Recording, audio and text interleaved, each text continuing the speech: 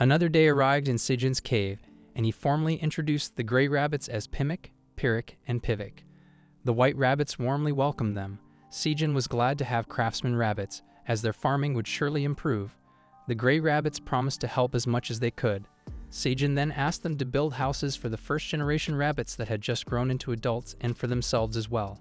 He also remembered that the second-generation rabbits would need to be independent soon. He worried that the gray rabbits might overwork building houses. However, the gray rabbits told him not to worry since they were experts. Theo joined the conversation and asked for a mobile house, but Sejun reminded him that he already had his bundle. The gray rabbits offered to build a cat tower for him. The gray rabbits then noticed Sejun's belongings and wondered if he had a house. Sejun explained that he only slept on the green onion leaves. The gray rabbits then offered to build him a house, which they could make outside the cave as long as they had the materials. Sejun explained how much he wanted his own house as he realized that he needed to spend more time outside the cave because of the fields. Since his strong friends were outside too, he felt safe. Sejun then asked if the gray rabbits needed anything. They said they needed mud or fine sand to create bricks. Sejun then remembered a place where they could get the materials. Sejun and the gang went to the Minotaur's territory. The gray rabbit exclaimed that the soil with fine leaves was great material for making bricks. The Minotaur King asked what it was all about since the mud was basically their food. Sejun then offered a new deal. In exchange for making bricks from the mud, they would get green onions. The Minotaur King easily agreed and immediately ordered his minions to stop eating the mud. Sejun was glad that they would be busy for a while. The days continued as the monsters helped develop the 99th floor. Quenning and Mama Bear uprooted trees. The Minotaurs plowed the land with their horns. The rabbits tended to the fields and watered the existing crops. Elka was also teaching Koing how to fight, and the bear cub liked it. Sejun rewarded him with honey and praised him. Since Elka looked interested in the honey, Sejun also offered a bottle to him. Sejun then harvested the crops in a field and brightly shining potatoes were uprooted. His job experience points and proficiency in harvesting increased. He continued leveling until he received a bonus stat. Sejun celebrated as he harvested many sweet sun pumpkin potatoes. As the sun was getting hot, he used his skill to create dark clouds. Since the gray rabbits were working hard on the houses, Sejun realized they also needed to set up a sturdy warehouse because they harvested a lot. Sejun called out to Theo and asked when he would go down the floors. Theo said he was already planning to go down since he had packed a lot of cherry tomatoes. Sejun asked him to try selling detoxifying green onions next time, thinking hunters might need them. He mentioned that he had already divided the plants and harvested a lot.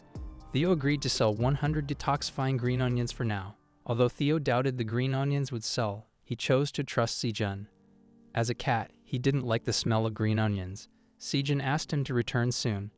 Theo got distracted and grabbed potatoes along with the green onion leaves. Meanwhile, on the 67th floor of the tower, a green frog was resting when it got hit by something. A lizard man appeared and licked his lips, happy to have caught something. As he checked his prey, a huge insect jumped on the dead green frog to take a bite. The lizardman grabbed the insect and ate it like a crunchy snack. However, he then noticed more insects hiding in the shadows of the trees. The insects made a strange sound and started flying around. They attacked the lizardman like waves crashing on a person at the beach. A few seconds later, the insects dispersed, leaving only the lizardman's bow and arrow on the ground. The insects then flew away to find their next prey. Aileen had been sleeping soundly until her alarm rang. She complained about how the alert system was ruining her beauty sleep. She then checked the system and a flood of notifications appeared in front of her. 5.3 million red locusts had infiltrated the 67th floor of the tower. Aileen was shocked to see that red locusts had invaded from the outside of the tower. It had been 100 years since red locusts last infiltrated the tower, and during that time, it was her grandfather who had solved the issue and stopped the destruction of the 55th floor. Aileen activated the manager authority and connected to external communications. However, she couldn't connect with her current abilities. Just then, the system notified her that 0.01% of the 67th floor had already been destroyed. Within seconds, the percentage kept increasing. Anxious, Aileen wondered what she should do in this situation. Meanwhile, the eel that the black rabbit had hunted was processed and Sejun cooked it over the stone grill. Sejun looked happy, and Theo was already salivating. The sickle rabbit then came over with the cut-up potatoes and sweet potatoes. Sejun warned the rabbits not to get too close to the eel because the oil could splatter and be dangerous. The black rabbit asked what Sejun was making. Sejun said he was making something tastier than honey potatoes. He wondered if they knew what candied potatoes were. Sejun then fried the potatoes in the eel oil he had saved. He fried them until they turned crispy and brown on the outside. He then added honey and stirred them until they simmered. The final product was the candied sweet potato. The recipe was recorded in the system, and Sejun achieved an accomplishment. Due to the new recipe, Sejun's cooking proficiency increased. Everyone was in awe seeing the glistening candied potatoes. Theo then requested that his fish be fried the same way. Sejun then fried a piranha in the same eel oil. Despite cooking the fried piranha, the system didn't acknowledge it as a new recipe. He started to wonder what the standards were. Excited, Sejun decided to proceed with the candied potatoes since finding new recipes was fun. Soon after, Sejun went outside and called the others. Their meal was made up of roasted eel, fried piranha, and candied sweet potatoes and potatoes. The Minotaur started to appreciate eating after working hard. The wolves also enjoyed the food quietly. When everyone finished eating, Theo lay down on Sejun's lap. Sejun reminded him about going down the floors. Theo then got up and called the wolves. He noticed some leftover food, and Sejun said it was for Aileen. However, he was worried because she hadn't answered when he called her earlier. Theo assumed Aileen was just sleeping. Sejun would feel better if that were the case. He hoped nothing was wrong. Meanwhile, Aileen kept working on her tower system but kept getting errors.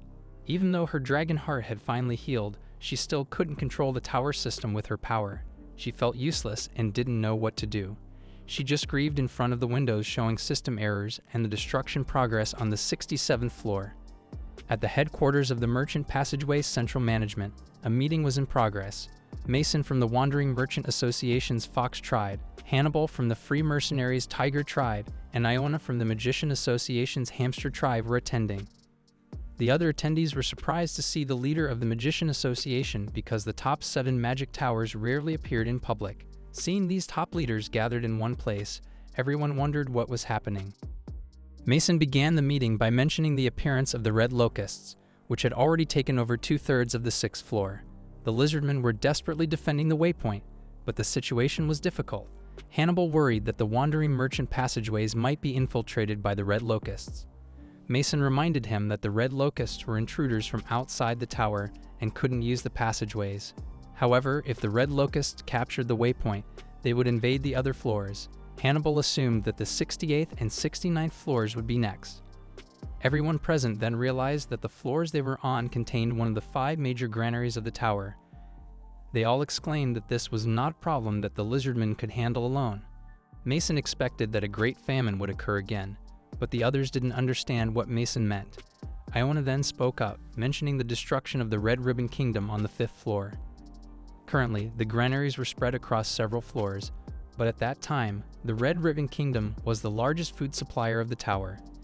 Due to a massive red locust invasion, the kingdom was destroyed, and the wild boar they knew took over the place for himself. Mason asked Iona to calm down, saying that Greed, the wild boar they knew, was a good man because he rebuilt the granary of the ruined kingdom. Iona reminded him that Greed exploited the rabbit tribe and kept shutting down all food distribution lines to the rest of the tower. Hannibal got mad and exclaimed that Iona was going too far. Mason tried to calm down the tiger. Everyone then remembered that the great black dragon was supposed to protect them. Iona sighed and stepped out of her seat. She mentioned that the same red locust infiltration had happened 200 years ago and even several thousand years ago. Each time, the great black dragon had quickly destroyed the red locusts. However, during the last incident, the great black dragon did not act quickly for unknown reasons. The situation was only resolved after more than half of the kingdom's citizens had been wiped out. All the granaries were destroyed, causing a great food shortage throughout the tower, and there were still places where the effects had not yet healed. Since a few days had already passed, Iona assumed that the great black dragon would not act quickly this time either. She suggested that they should handle the situation themselves until the great black dragon appeared, otherwise their tower would collapse. As the representative of the magic towers, she announced that they would dispatch 200 war mages. She then asked what the other leaders would do. Meanwhile, Elka and the others stopped by the Wolves' tribe settlement. Thea reminded Elka that they didn't have much time to waste. At that moment, some kids approached him and asked if Theo was the Black Dragon. Theo exclaimed that he was the most important underling of the Black Dragon. The kids were impressed by his title, and Theo enjoyed their admiration. Feeling happy, he shared some food with them. While Theo rummaged through his magic bundle, he noticed something and pulled out a sweet pumpkin potato. He was shocked to find one in his bundle. Elka wondered what was wrong, and Theo, surprised, claimed it was nothing at all and rode Elka. Elka then told Theo to hold tight since he would be going at high speed. As they traveled, Theo realized he was in big trouble and thought about destroying the evidence. Theo told Elka to hurry to the 38th floor of the tower. Back on the 99th floor, Sejun panicked as he dug through the green onion leaves, searching for something. He was looking for the sweet sun pumpkin potato that he had planned to plant later. He assumed Theo had moved it and felt relieved, thinking the shoots had been transplanted to another location during harvesting. Still, he decided to scold Theo later. Just then, the seed store opened, and Sejun checked what it was selling. Since his store grade was still ordinary, the store showed 4 random seeds: flame bean seeds, carrot seeds, strawberry seeds, and Chinyang pepper seeds. Sejun wondered what a flame bean seed was, as one seed cost 5 tower coins. He had enough money for it but realized the risk was high since buying it would mean missing the chance to buy the other seeds, which offered more seeds. After some thinking, Sejun decided not to take the risk and chose everything except the flame bean seed since they had more mouths to feed. He used 5 tower coins to buy 3 types of seeds, which increased his store mileage. When the store closed, Sejun received the bags of seeds. He was excited to eat strawberries and Chinyang peppers. He then told Papa Rabbit that he got more carrot seeds. The rabbit was surprised, and the two got excited about planting them and expanding their fields further. Meanwhile, in Gangnam, South Korea, a familiar old man was enjoying the good weather. It had been a while since Han Taejun went outside of the refrigerator. His student, Seyuk, reminded him not to let his guard down, or the curse might come back. Taejun praised his student's skill in ruining his mood. He then remembered that they would have a deal with Sejun again and wondered if Dongshik was on the 37th floor of the tower. Seyuk reported that Dongshik was having trouble defeating the boss on the 38th floor, the deadly tarantula, which was sitting in its nest next to the waypoint. The poisonous gas from the tarantulas was hard to neutralize even with healing magic, and the conquest seemed impossible without an antidote made from the boss monster's blood. Additionally, they were having problems finding an alchemist who could prepare the antidote. Taejun saw that they were not making any progress. He then remembered that Seyuk was guarding Sejun's family for Dongshik and asked if there was anything to report. Seyuk said that the family's movements had been steady since they moved to Hanamdong. Because they wanted to live a normal life again, there were only a few escorts and monitors.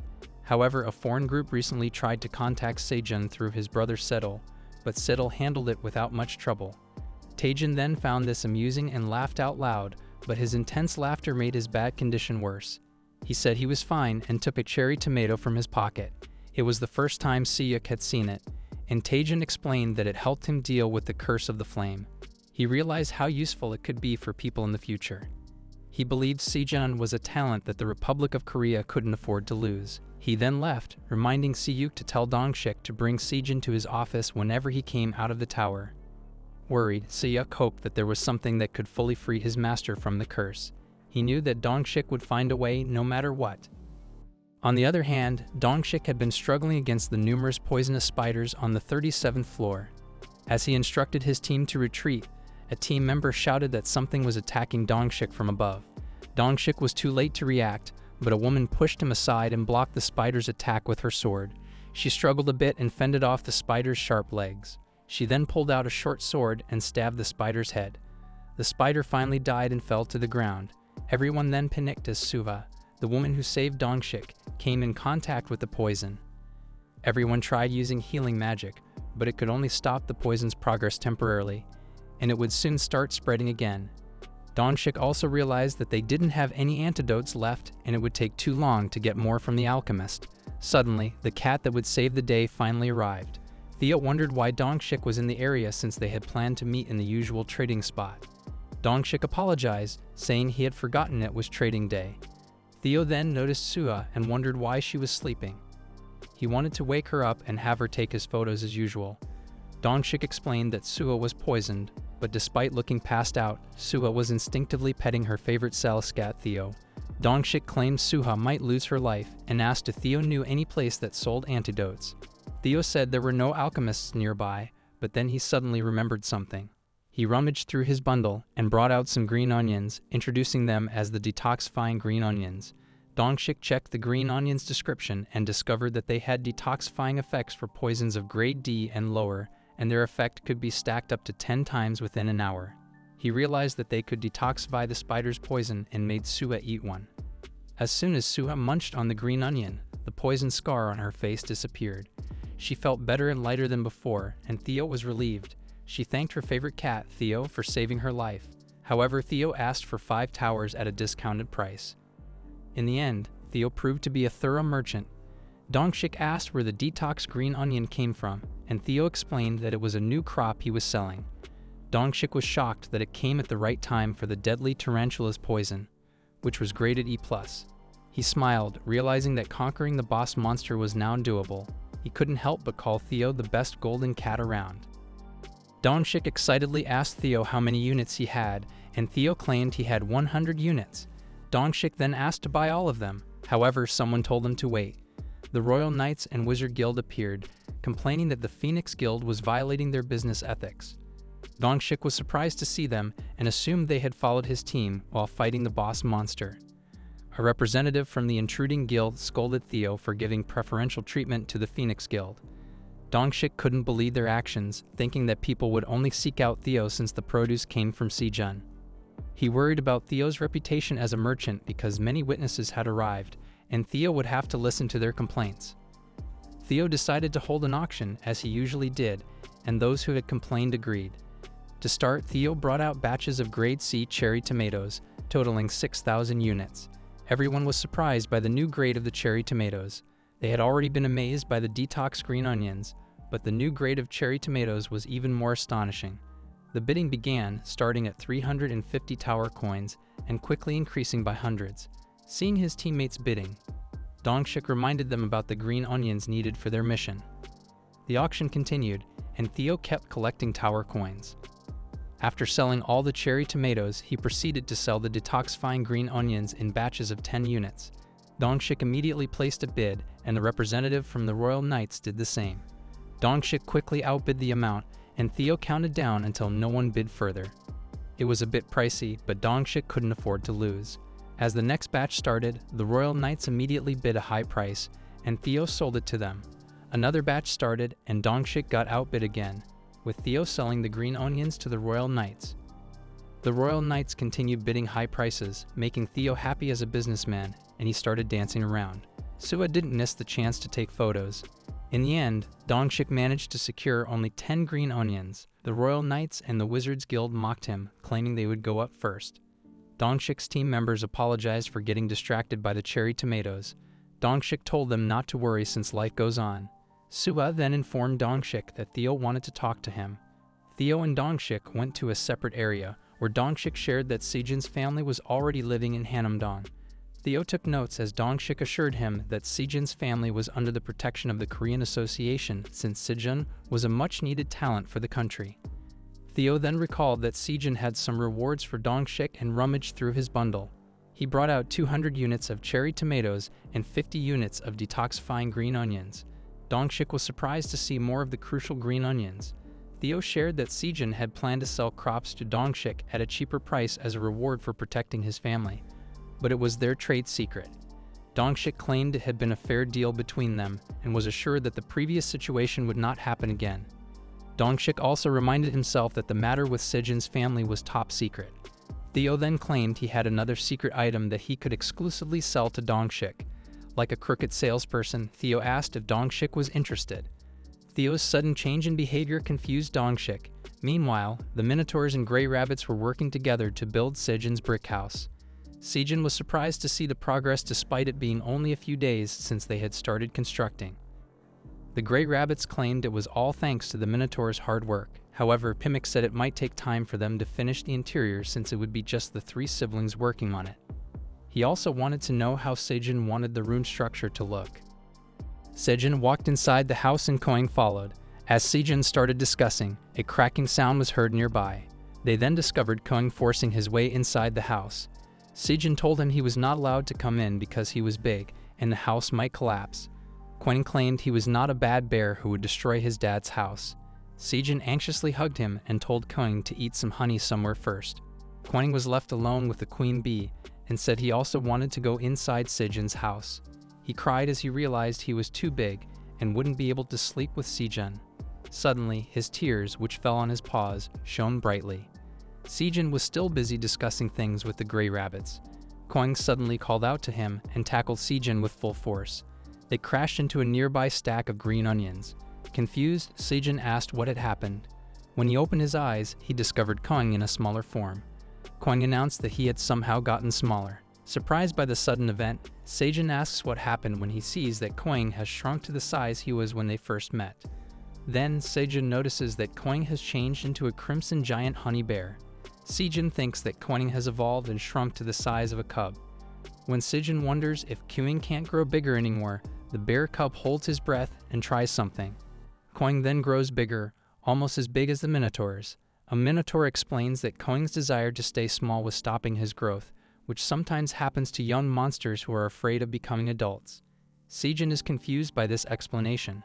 Koing then turns smaller again and runs to Sejun for a hug. He asks if he can go inside the house now and get hugged like Theo and Black Rabbit. Sejun suddenly feels a pang in his heart and hugs Koing tightly. Realizing that Koing wants to be loved, Sejun apologizes for misunderstanding things. He then offers Koing a tour of the house and decides to set up a bed for Koing. Koing asks to go inside the cave too. However, Sejun worries that the crops inside might be eaten by the hungry bear cub. He looks anxiously at Black Rabbit, who shakes his head, signaling it wouldn't be okay. Meanwhile, Dongshik is shocked to see a new kind of crop. Theo introduces it as the sweet sun pumpkin potato. Dongshik checks its description and sees that it can break down 200 grams of body fat, increase flame resistance for 5 hours, and provide cold resistance for 24 hours. Dongshik is surprised. Why is he so shocked? Let's recap the story of Han Tae-jun, a living legend of South Korea. He is the first to break through the 52nd floor and fight the flaming wild boar guarding the waypoint. After 3 days and nights of fierce battle, the fight ends in a draw. Both sides retreat, and Tae-jun is critically wounded and cursed with the Curse of Flames, which continuously burns his surroundings. To slow the curse, he needs to keep infusing magic or lowering his body temperature. Everyone expects him to retire, but Tae-jun can't let go of his attachment to the tower. Dongshik realizes a new crop can help his master's curse and even defeat the flaming wild boar. He believes the legend will return to the tower. Additionally, he obtains detoxifying onion greens and thanks Theo for providing what he needs. Theo is fine with this since it helps cover up his mistake, believing his crime is perfectly hidden. Soon after, Dongshik regroups with his team members who are preparing to go down. He shows them what he got from Theo, and everyone is surprised. Dongshik says they should take the opportunity and mark the waypoint before leaving the tower. They look at each other and each takes a bite of the detoxifying green onions. Dongshik's team then begins fighting the boss monster. On the 75th floor, in the merchant market, Theo and his loyal bodyguards walk through the streets. Elka can see that Theo is in a good mood. Theo says recent sales were good and offers to treat the wolves to something tasty. As they discuss what to eat, Theo notices something and feels like he has psychic powers. He sees a ring at a random stall and tries to buy it, but someone else also reaches for it. It's Iona. Theo asks who she is and insists he got the ring first. Iona sees that Theo is only a mid-class merchant and says he doesn't need the ring. Theo insists he got it first and tells Iona to go away, calling her a midget. Iona feels offended by his rude words. Elka asks what's wrong and suddenly freaks out when he sees Iona. He can't believe the Archmage of Destruction, Iona, is standing in front of them. He realizes his mistake after noticing the staff. It is the legendary artifact called the Staff of Calamity. This staff can level entire mountains with one wave and turn rivers into seas with another. Elka wonders why someone like Iona is in the merchant market. Iona then asks Theo if he knows who she is. She tells him to take back his words and actions towards her because she's in a bad mood and tired. She decides to take Theo's life as an apology. Elka rushes to defend Theo and tells Iona that Theo is the Black Dragon's direct subordinate. Iona is surprised by this and calms down. Elka introduces himself and his tribe. Iona warns that impersonating the Black Dragon is a serious crime with the death penalty. Elka swears on his tribe's name that he is not lying. Theo also confirms that he is really the Black Dragon's subordinate. Iona then asks them to prove what they are saying by taking her to the Black Dragon. However, Theo doesn't want to do it for free. His arrogant words make Elka worried, and he curses at Theo in his mind, fearing that Iona will get mad again. Theo introduced himself not only as the Black Dragon's subordinate, but also as a wandering merchant. He told Iona to pay the price for meeting the Black Dragon. Elka thought they were in trouble. However, Iona suddenly smiled and laughed out loud. She saw how confident Theo was, noticing his unwavering eyes in front of her. She asked what Theo wanted as payment. Theo then claimed he was looking for something to gift the Black Dragon. Iona realized Theo was buying the ring for the Black Dragon and decided to pay for it. She asked Theo if he needed anything else since she would pay for all of them. This was Iona's only chance to meet the Black Dragon personally. Meanwhile, Theo thought he had found an easy target. Later, in a store, Theo went on a bulk buying spree, getting bottles and even accessory hats. He asked Elka and the others if they needed anything since it was for free, but Elka anxiously refused. Iona asked if Theo was really buying all these items for the Black Dragon. Theo claimed the Black Dragon needed a lot of things. He liked a hat, so he chose to buy it. Iona then started to doubt Theo. Just then, Theo called her out and gave her a hat he thought suited her. Iona felt a bit touched and said that not all magicians wore pointed hats. Just when she thought Theo was being considerate, the rude cat asked her to pay. The total was 20 tower coins for everything, and Iona paid without hesitation. However, Theo asked for a discount on their purchase. He couldn't believe Iona was just going to buy everything without trying to get a lower price. The store owner then offered everything for 18 tower coins. Theo started to haggle more, and the price dropped to 17 tower coins. Theo then asked for an even bigger discount. Soon after, we saw the wolves carrying what Theo and Iona bought. Theo thanked Iona, who was fine with it since it was for the Black Dragon. Iona was confused because Theo only bought small items when she thought he would ask for something more important.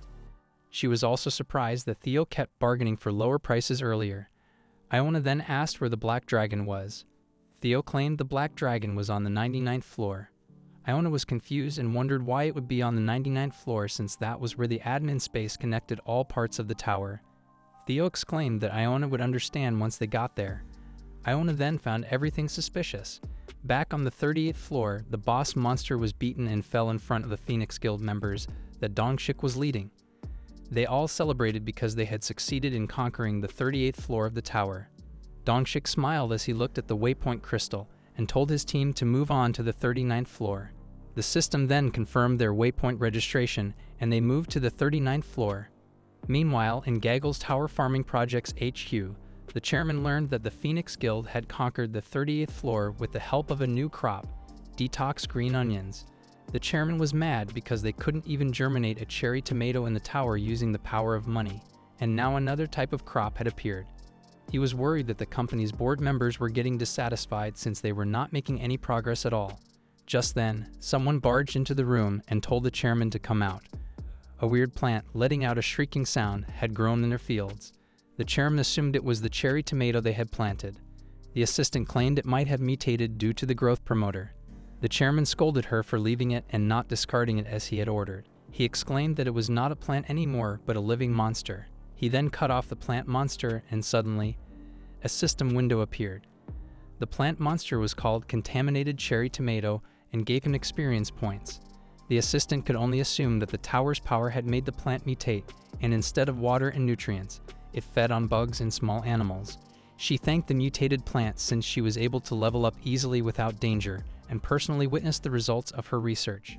She also claimed the mutated plants could reproduce on their own, and just then, another plant monster started budding. The assistant claimed it was an unexpected discovery, and if things went well, the hierarchy in the tower would change.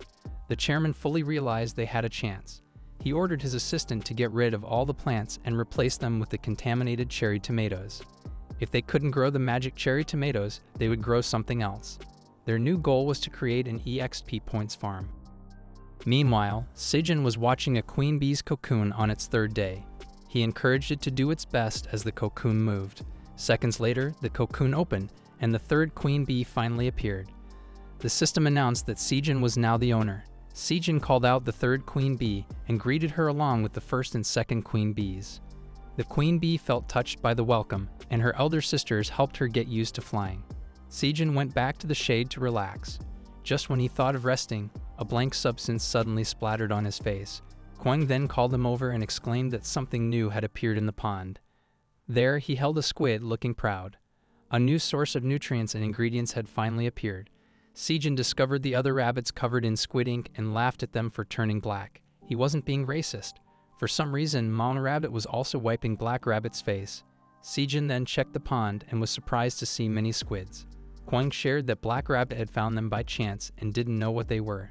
Sejun realized his friends didn't know what a squid was and claimed they were extremely delicious. He immediately prepared one, sliced it into rings, and fried them using eel oil to make his own stir-fried squid. System windows appeared, registering the food as a new recipe.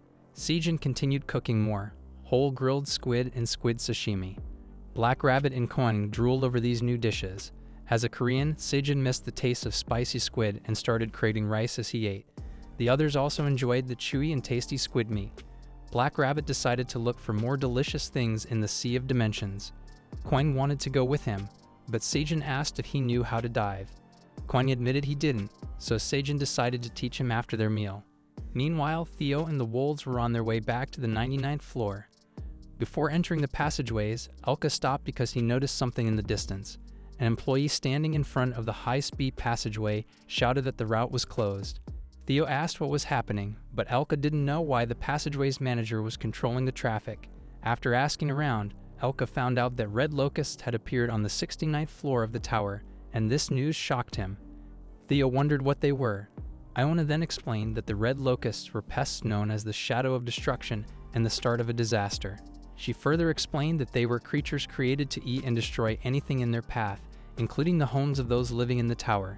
She said that the Magic Tower and Mercenary Alliance were currently controlling the passageways to fight the red locusts. She also mentioned that she was supposed to join the alliance, but meeting the Black Dragon was more important.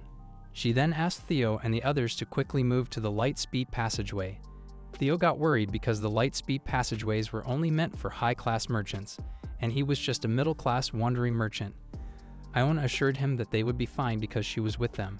She then brought out a gold badge from her cape, and Theo was shocked because it was something only grand wandering merchants could receive. It was a symbol of power that allowed unlimited use of all shortcut routes. Theo then expressed his desire to get along with Iona, but Iona refused. Meanwhile, back on the 99th floor, Sejun continued harvesting green onions and sighed as he looked over his vast fields. He couldn't believe how quickly they had grown. They kept separating and planting them, and he hadn't noticed that the fields had expanded by 6,600 square meters, turning them into a forest. He could hear the sound of cutting green onions but couldn't see the others. Just then, he heard the Scythe Rabbit shriek, and Sejun went to check on her. He discovered her along with Scissors Rabbit, struggling to cut a strange green onion. Sejun claimed that should be impossible and went to grab the green onion. However, he felt pain upon touching it and realized he was cut. Seeing that the green onion was hard like iron, he uprooted it. System windows appeared, naming the crop as the top blade green onion. Sejun achieved the creation of a new crop variety in the tower, and the tower granted him exclusive cultivation rights for new crop varieties. It was then established that no one else could cultivate the top blade green onion without Sejun's permission. The top blade green onion was a mutant green onion that metallized its leaves to protect itself, which decreased its taste and nutritional value. Sejun was shocked by this new development but disappointed that there were no effects when the new crop was consumed. Noticing it was metallized, he swung the tub blade green onion and chopped many green onions. Realizing its usefulness, Sejun decided to plant a lot of them. Suddenly, Aileen contacted Sejun. Sejun expressed his worries since Aileen had not been answering her calls. Crying, Aileen asked for some counseling. Sejun worriedly asked what was wrong. Tears then flooded from the system window, and Sejun was taken aback. Soon after, Sejun, along with his friends, learned that red locusts had invaded the 67th floor of the tower. Mama Rabbit started feeling traumatized, hearing that the disaster was back. Papa Rabbit asked her to calm down since she was pregnant. Sejun then recalled that the red locusts were the beings that had annihilated the Rabbit Kingdom in the past, and Aileen confirmed it. He then asked what they were like in detail. Aileen then explained that one of them was not really threatening, but as they ate of everything, the colony would evolve as their numbers increased. If not stopped, the whole 67th floor might be wiped out, and all living beings would perish. She claimed the red locusts were also targeting the waypoints to get to the other floors, and assumed that the 99th floor would also be in danger in the future. Sejun then started thinking of something after hearing the descriptions of the pests. Aileen shared that she was being prevented from taking any action on the 69th floor and apologized for feeling useless. She then asked for Sejun's help with this matter. Sejun reassured her, saying she shouldn't worry because he would do anything he could to help. He reminded her that he was a tower farmer and that the tower had become his home too. He claimed that everyone would drop anything at once if it was for the sake of the tower. The Black Rabbit told Aileen to trust in them, the tower's residents. Seeing everyone eager to help, Aileen couldn't help but feel glad that she had them. However, Sejun didn't really know how to solve the issue since he couldn't get down the tower. Just then, Theo finally returned, and Sejun noticed that they had a guest. Iona greeted Sejun and asked if he was the Black Dragon. Sejun just stood there, looking confused as he saw a talking hamster in front of him. Sejun had asked who the hamster was, and Theo explained that she was someone who had wanted to meet the Black Dragon. Iona then introduced herself as the chief of the Magic Association. Aileen then informed Sejun that Iona might have come to resolve the issue with the red locusts on the 67th floor. She assumed that Iona was one of the very high-ranking monsters in the tower, and asked Sejun to listen to what Iona had to say. Sejun then decided to listen to Iona, but wanted to treat her as a guest first. Sejun served some drinks for Iona and sat across from her at the table. He then asked what had brought Iona to the 99th floor. Iona claimed she had an earnest request to make. Sejun asked if it was about the red locust swarm. Iona was flustered and immediately asked why the Great Black Dragon hadn't done anything despite knowing about the disaster. Anxiously, Sejun simply explained that certain circumstances had come up. Theo and Koing had asked for food, and Sejun scolded them for being rude in front of a guest. Iona wondered if Sejun had truly been the Black Dragon, but the atmosphere was so relaxed. Apart from Sejun's black hair, Iona couldn't see any signs that he was the Black Dragon. To her, Sejun seemed more like a person who had recently found himself in the tower, and she didn't sense any power emanating from him. However, no other living being in the tower could match the Black Dragon's energy, and faint traces of strong magic were only barely detectable from certain items like Sejun's hat and sickle. Unsure of the situation, Iona pondered Sejun's identity. As she sipped the drink offered to her, she was amazed by the intense surge of energy and mana she felt from the red, thick liquid that was surprisingly sweet and delicious. Sejun looked proud as he explained that it was made from magic cherry tomato juice mixed with honey. Intrigued, Iona asked to see the magic cherry tomatoes. Papa Rabbit then brought out a bowl of them. Iona remembered that Papa Rabbit hailed from the Red Ribbon Kingdom on the 55th floor. Confirming Sejun's hospitality, Papa Rabbit mentioned that Sejun had taken them in. Examining the cherry tomato in her hand, Iona remarked that she had never seen anything like it before and inquired if there were more. Sejun happily shared that they also had sweet potatoes, carrots, and peanuts. Iona, resembling a hamster in her excitement, couldn't contain herself. Iona looked around and saw Theo acting like a good uncle for Koing, giving him some churros. She also noticed the minotaurs, silver wolves, and gray rabbits happily interacting with each other. Iona then realized that Sejun had been taking care of monsters who had nowhere to go while working on solving the food crisis and researching items. She assumed that the weak Black Dragon energy she had felt from Sejun was only his consideration toward the weaker monsters. She couldn't believe the Black Dragon had sacrificed and lowered himself for the sake of the tower. Sejun then tried to continue the discussion about the red locusts, but Iona apologized first, as she had misunderstood the deep grace and wisdom of the Black Dragon. She claimed she had committed a great sin and prostrated herself before Sejun, who looked confused. Sejun then put the top blade green onion on the table and said it could help solve the problem. Looking at the green onion in front of her, Iona appeared confused. Sejun then mentioned a story he had read about Eskimos hunting wolves. Allegedly, they could capture even fierce wolves using a single blood-stained knife. The Eskimos would freeze the knife with blood multiple times and bury it upside down in the snow. Hungry wolves, attracted by the scent of blood, would lick the knife. Over time, the blade would cut their tongues, causing them to bleed. However, due to the cold numbing their tongues, the wolves didn't realize they were dying from blood loss. Sejun claimed he had read this in a book. Theo felt worried and scared, warning Elka not to try such tactics. Elka assured him he wouldn't act like a wolf in that way. Iona found the story intriguing. She speculated that the red locusts wouldn't distinguish between normal and tough blade green onions and would rush blindly towards them. Once the red locusts tasted the normal green onions, they would seek out others and inadvertently rush towards the tough blade green onion, cutting themselves to death. Iona realized they could defend the waypoint using this strategy. She was impressed to see the great black dragon devising new weapons to combat the red locusts and solve the tower's food shortage.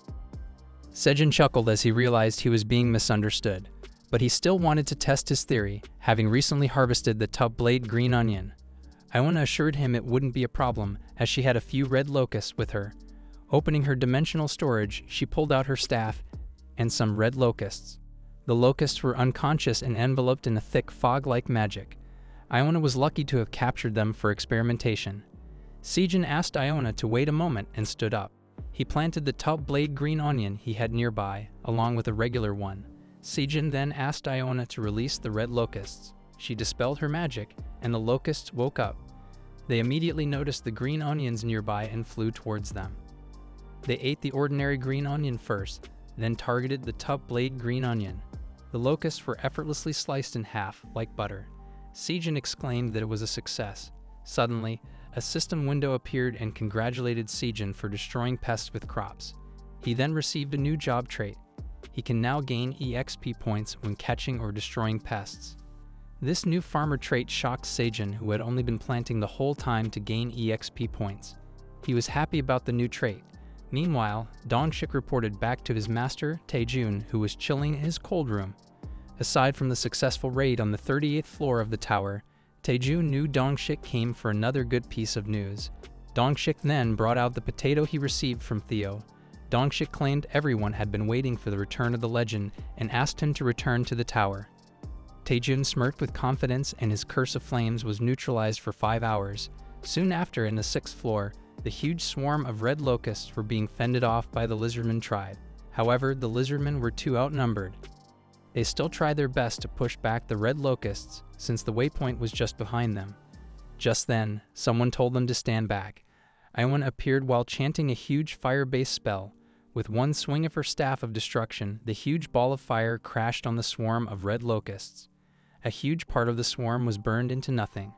Iona then exclaimed that she bought enough time and brought out the top-blade green onion. She instructed the lizardmen to evenly plant them in the front of the enemy. Despite looking confused, the lizardmen moved per Iona's instructions. They then hurriedly planted the green onions. As they saw the swarm of red locusts fly toward them, the lizardmen hurriedly ran away. The red locusts tried to eat the green onions, but got sliced into pieces instead. The lizardmen can see how the red locusts were dying off one by one as they flew past the green onions. Everyone questioned Iona about the strange green onions she brought. Iona claimed they were a gift from the great black dragon. This confused the warriors. Then, Iona loudly declared that they no longer needed to fear the invaders. She instructed them to focus only on attacking the red locusts that managed to get past the green onions. Her words boosted the warriors' confidence, and they fought once more for their beloved home, the tower, and for the great black dragon. Meanwhile, on the 99th floor, Sejun received numerous notifications about defeating pests and gaining EXP points. He noticed issues with the top-blade green onion and checked on Kong's progress. Quang successfully separated the onion leaves and proudly split the top-blade green onion in two. Initially worried about how to grow more tough-blade green onions due to the difficulty, Sejun was relieved that Quang proved to be capable. A few days ago, Sejun made a deal with Iona to build a defense line against the red locusts using tough-blade green onions. In a flashback, Sejun knelt and asked Iona to bring the top-blade green onions with her. Iona thanked him but expressed concern that the new crop might be exploited if not monitored closely. She suggested that Theo, who worked directly under the Black Dragon, handle the crop's transport. Sejun agreed, and Theo agreed to assist.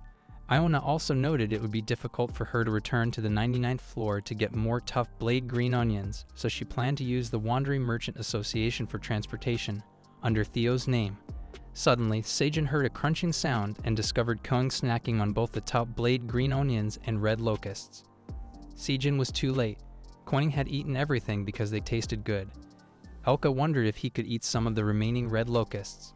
It was then that Sejun realized monsters found red locusts tasty. Back in the present, Elka had been assigned to carry the top blade green onions up to the 67th floor. Loading everything onto his back, Sejun cautioned him to be careful, especially with the red locusts. On the battlefield's front lines, the lizardmen were feasting on the deceased red locusts as a food source. With many red locusts dead, the amount supplied far exceeded what was being consumed, and everyone struggled to manage it. If left alone, the dead red locusts would have been eaten by their own kind. Therefore, the Silver Wolf tribe was tasked with transporting the remains of the red locusts up to the 99th floor to be managed and used as food. Additionally, they planned to sell more than a certain amount to generate profits and use the funds to rebuild the drought-stricken 85th floor. Sejun arranged for the Silver Wolf tribe to receive a portion of the revenue they generated as commission, ensuring they had a profitable route alongside the tough blade green onion. Later, Sejun scolded Theo the intern for not fanning properly. Feeling upset, Theo asked to be promoted back to his previous salscat position. Sejun reminded him that taking the sweet sun pumpkin potatoes and selling them was a serious mistake. Though he was relieved to still have some shoots to plant, he feared losing a new crop forever. Feeling apologetic, Theo promised not to repeat his mistake. However, Theo was pleased to have sold the new crop to Dongshik, a trustworthy hunter who keeps secrets. He felt Dongshik genuinely needed the sweet sun pumpkin potatoes and proudly built more trust in the process. He believed he had done a great job. As punishment for Theo's haughtiness, Sejun added more punishment time for the mascot cat. Theo asked Sejun to take it easy. Sejun then claimed his shoulders hurt and Theo quickly offered a massage. Worried, Theo asked Sejun to take care of his body and started massaging his shoulders. Sejun decided to tease Theo more. Suddenly, more system windows appeared, showing the defeat of more red locusts and EXP points. Sejun assumed that there was another wave of attack.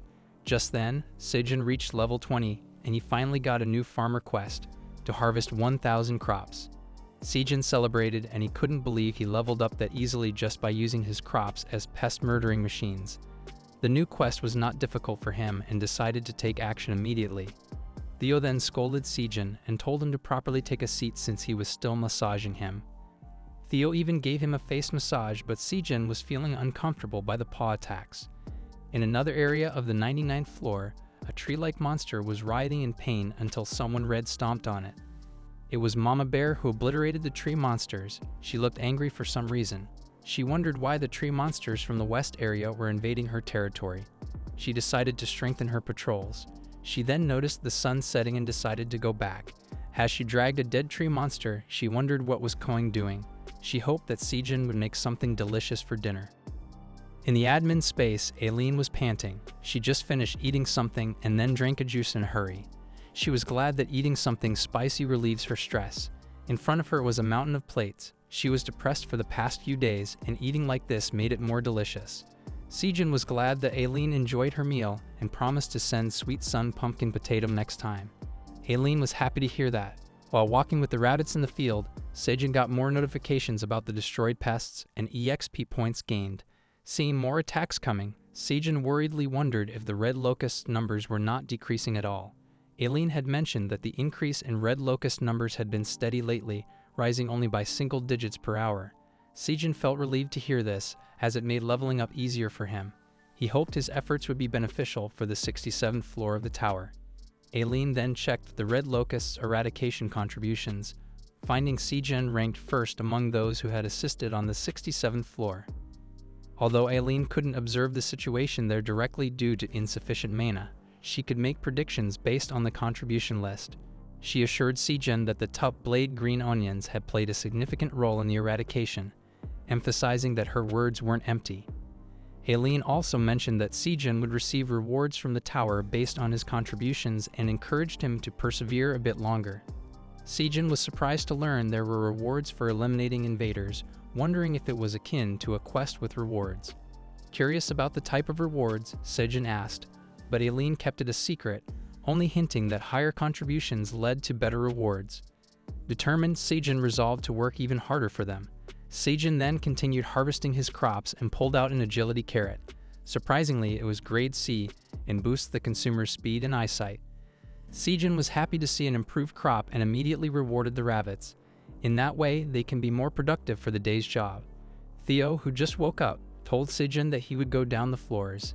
Sejun assumed that he would meet Elka and the wolves. Theo confirmed that and claimed he would also help in collecting the red locusts murdered on the battlefield. Sejun told him to take care and asked if he correctly fetched the correct crops this time. Theo exclaimed he would not make the same mistakes again. Just then, Pibik appeared and reported that Shun's house was complete. Sejun and the others were in awe as they stood in front of the newly built house. Sejun then scanned the structure of the house up to the kitchen and was glad that they were all just like how he requested. A heated floor was also installed and everyone lay down on it to relieve their fatigue. Theo, who was supposed to leave, started to relax on the heated floor. However, Sejun didn't entirely explain to the gray rabbits about the structure of the heated floor. Pibik claims there was another species in the tower that had their houses built that way and they had experience in building some. Sejun was fascinated that there were other tower residents who use heated floors and cauldrons. Koing then discovered a small door and asked what it was. Sejun and Theo checked on it and discovered Sai the rabbit being intimate with another gray rabbit. He scolded Sejun and Theo for not knocking. Sejun ran away while covering Koing's eyes. Sejun felt tired after running away and felt sad that his own house was being used like that by others. Just then, Mama Bear arrived and Koing was happy to see her. Sejun claimed Mama Bear has been patrolling a lot for the past few days. Mama Bear shared that the area has been a little of a mess lately. She then put down the dead tree monster that she was dragging along and confused Sejun and the others. Mama Bear assumed it would be useful to Sejun and brought it over. Sejun anxiously thanked her and noticed how old-looking the tree was. Since Mama Bear was back, Theo asked if she would go to the forest and asked to take him with her. Mama Bear then offered to go with him so she wouldn't also be lonely on the way. As the two leave, Sejun asks them to take care. Sejun then wondered what to do with the old tree. He wondered if they could make furniture out of it. The gray rabbit confirmed that it was of high quality. Pibik then decided to trim it first using his axe.